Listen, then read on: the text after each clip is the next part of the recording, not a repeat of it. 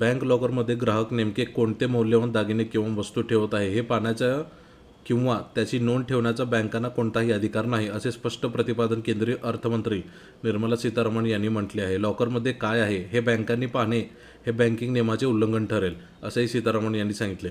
गडचिरोली चिमूर मतदारसंघाचे काँग्रेस खासदार नामदेव किरचान यांनी विचारलेल्या उपप्रश्नाला उत्तर देताना अर्थमंत्र्यांनी लोकसभेत ही माहिती दिली. लॉकरमधील वस्तूंच्या मूल्यवान आधारित विमा संरक्षण म्हणजेच डिफरन्शियल इन्शुरन्स देण्याची शक्यताही त्यांनी पूर्णपणे फेटाळून लावली. सीतारामन म्हणाल्या की ग्राहक लॉकरमध्ये काय ठेवत आहे यावर लक्ष ठेवणे किंवा त्याची विचारणा करणे हे गोपनीयतेच्या विरोधात आहे. बँक अशा प्रकारची तपासणी करू शकत नाही. लॉकरमधील वस्तूंची अधिकृत किंमत बँकांना माहीत नसते, त्यामुळे वस्तूच्या मूल्यानुसार वेगवेगळे विमा संरक्षण देणे तांत्रिकदृष्ट्या शक्य नाही. नुकसान झाल्यास किती भरपाई मिळेल ते सुद्धा आपण जाणून घ्या मित्रांनो.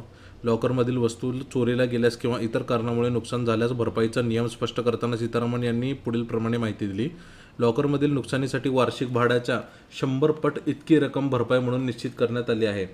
बँकांना लॉकरमधील वस्तूचे मूल्यांकन करणे अशक्य असल्याने हा सरसकट नियम लागू आहे. विमा संरक्षणाबाबत सध्या तरी दुसरा कोणताही प्रस्ताव सरकारसमोर विचाराधीन नाही.